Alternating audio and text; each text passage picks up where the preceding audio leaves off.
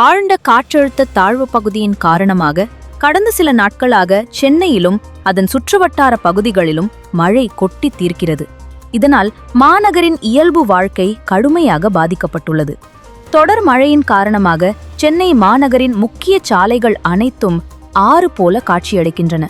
வடசென்னையில் உள்ள எண்ணூர், வியாசர்பாடி பகுதிகள், மையப்பகுதியில் உள்ள அண்ணா சாலை, ஈக்காட்டுத்தாங்கல், தேனாம்பேட்டை, தினதர், சைதாப்பேட்டை மற்றும் புறநகர் பகுதிகளான பல்லாவரம், தாம்பரம், குன்றத்தூர், பூந்தமல்லி உள்ளிட்ட இடங்களில் மழைநீர் தெருக்களில் பெருக்கெடுத்து ஓடுகிறது.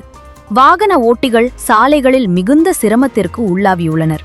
இருசக்கர வாகனங்கள், கார்கள் என அனைத்து வாகனங்களும் நீருக்குள் ஊர்ந்து செல்லும் நிலை காணப்படுகிறது.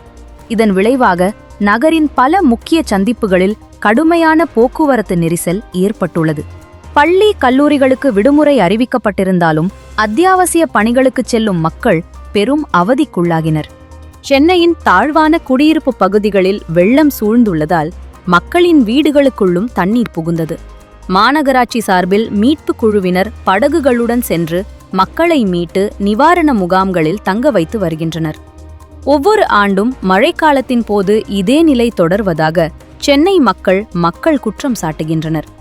மழைநீர் வடிகால் பணிகள் சரியாக செய்யப்படவில்லை என்றும், அவசர கதியில் செய்யப்பட்ட பணிகளின் குறைபாடுகளே நீர் தேங்க காரணம் என்றும் மக்கள் தங்கள் ஆதங்கத்தை தெரிவித்தனர். மாநகராட்சி நிர்வாகம் போர்க்கால அடிப்படையில் தேங்கிய நீரை வெளியேற்றும் பணிகளை மேற்கொண்டு வருவதாக தெரிவித்துள்ளது. வானிலை ஆய்வு மையத்தின் அறிக்கையின்படி ஆழ்ந்த காற்றழுத்த தாழ்வு பகுதி இன்னும் நகர்வுக்குள்ளேயே இருப்பதால் அடுத்த சில மணி நேரங்களுக்கு கடலோர மாவட்டங்களில் மிதமான முதல் கனமழை பெய்ய வாய்ப்புள்ளது.